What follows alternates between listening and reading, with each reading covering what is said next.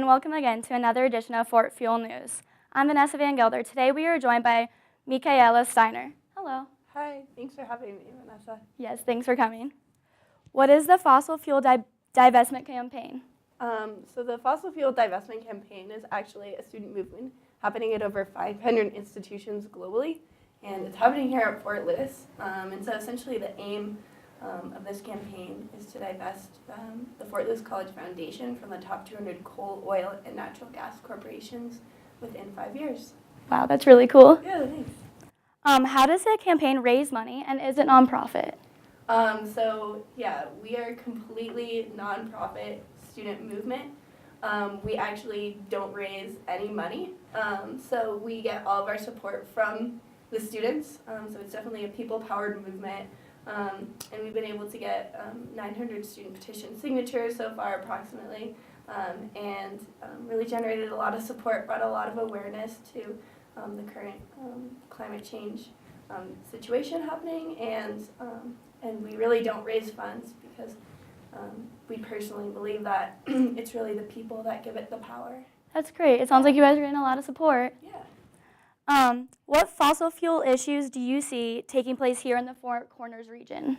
Yeah, so specifically speaking to the Four Corners region, I would say a huge issue is the issue of what's slang term fracking, but basically that's injecting the rock with a hydraulic type of fluid and then extracting the natural gas from it.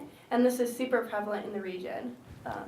So natural gas is probably the top issue regarding fossil fuels within the region. Okay. Yeah. What companies should the school be investing in to support a healthy environment? Yeah, so this is, of course, can be debated over and whatnot, but I think a really good alternative would be something called SRIs, or socially responsible investments. And these are investments that have a criteria and a checklist to them. So, for example, tobacco companies can't be an SRI, and it considers an environmental aspects as well. And a lot of them do a lot of great beneficial work in the world and whatnot, and can also get really great return rates. So some different funds will have an SRI option, and so you could invest in that option and get a really good return rate, or just incorporate some more SRIs within the portfolio. Okay. Yeah. How can Fort Lewis students get involved? So probably the top way that students can get involved is by signing the petition if they haven't already. And they can do that by going to fossilfree.org and going to Fort Lewis College's webpage and just signing. You can do it online. Also just spreading the word, voicing your opinion. And then we are, as individuals, we're going to be going to the next Board of Trustees meeting in February and just individually signing up for an open comment, and that's open to all students.